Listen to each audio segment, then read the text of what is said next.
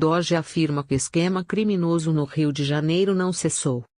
Procuradora-Geral da República concedeu entrevista horas depois da prisão do governador do Rio.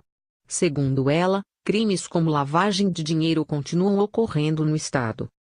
A Procuradora-Geral da República, Raquel Doge, afirmou na última quinta-feira, 29, que havia infrações criminosas muito graves ocorrendo no Rio de Janeiro ao explicar a prisão do governador do estado, Luiz Fernando Pezão, MDB. O vice-governador, Francisco Dornelles, assumirá o governo interinamente. Pezão foi preso por volta das 6 horas no Palácio Laranjeiras, residência oficial do chefe do estado. Além do governador, outras 6 pessoas foram presas na operação batizada de Boca de Lobo, entre elas os secretários de Obras, Irã Peixoto Júnior, e de Governo, Afonso Henriques Monnerati Alves da Cruz, e o sobrinho do governador, Marcelo Santos Amorim. Doge afirmou: embora as investigações sejam realizadas há algum tempo, as prisões foram necessárias porque crimes como o de organização criminosa e lavagem de dinheiro ainda estão em curso. Um dos crimes em curso é o de organização criminosa, continua atuando e especialmente a lavagem de dinheiro. A lavagem é o crime que se pratica após a corrupção e que consiste em ocultar onde o dinheiro está. Pelas informações, continua a ser feito, afirmou a procuradora. O crime de lavagem de dinheiro ainda está em curso, afirmou, ao justificar a prisão de Pezão às vésperas de fim do mandato, que se encerra em 31 de dezembro. A Procuradora-Geral da República afirmou que o crime de lavagem de dinheiro é igualmente grave porque, se o dinheiro desviado pela corrupção continua na posse de quem desviou, o patrimônio público terá dificuldade em ser recomposto. Doge ressaltou que o esquema criminoso que atua no Rio de Janeiro se instalou em diversas unidades públicas do estado. Ela disse ainda que muitos já estão condenados e presos, mas percebeu-se que este esquema criminoso ainda não cessou. E é por essa razão, os infratores ainda continuam praticando esse crime, que chegou-se à necessidade de requerer prisão preventiva para a garantida da ordem pública, afirmou a PGR. Segundo a investigação, os valores que teriam sido recebidos por Pezão são incompatíveis com a renda declarada dele e seguem ocultos.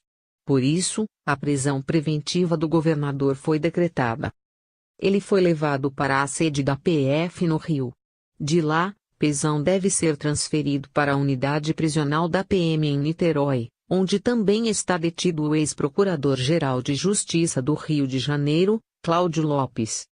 O Ministério Público afirma que esses recursos teriam origem em 2 fontes principais: a mesada paga pelo delator Carlos Miranda e contratos de serviços públicos com o governo estadual, principalmente na área de transporte.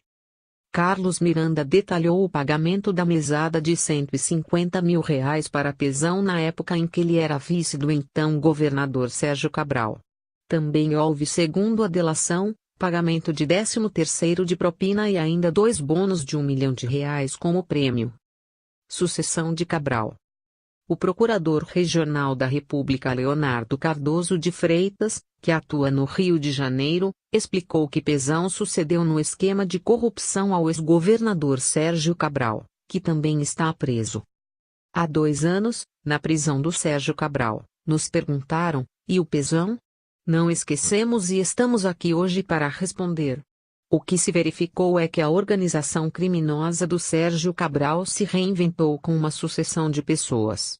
Assim, o Sérgio Cabral foi sucedido por Pezão. Wilson Carlos, ex-secretário de governo de Cabral, foi sucedido pelo secretário de governo, Afonso Monnerati, também condenado na Calicut, também preso na Furna da Onça e que agora é alvo de um novo mandado.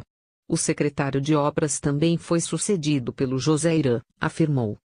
Sobre a prisão de Pezão a 1 mês do fim do mandato, Freitas argumentou que os pedidos de prisão foram formulados no primeiro momento possível e que o tempo do judiciário não se pauta pela agenda política.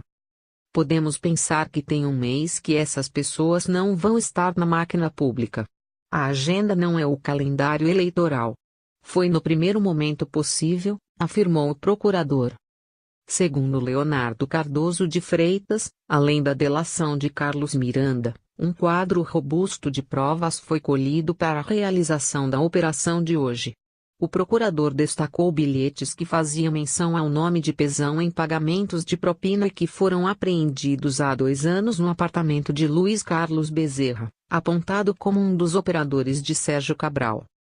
A procuradora Raquel Branquinho, que coordena as investigações penais na PGR, afirmou que há elementos que apontam que os pagamentos continuaram a ser feitos mesmo após o Pezão ter assumido o governo.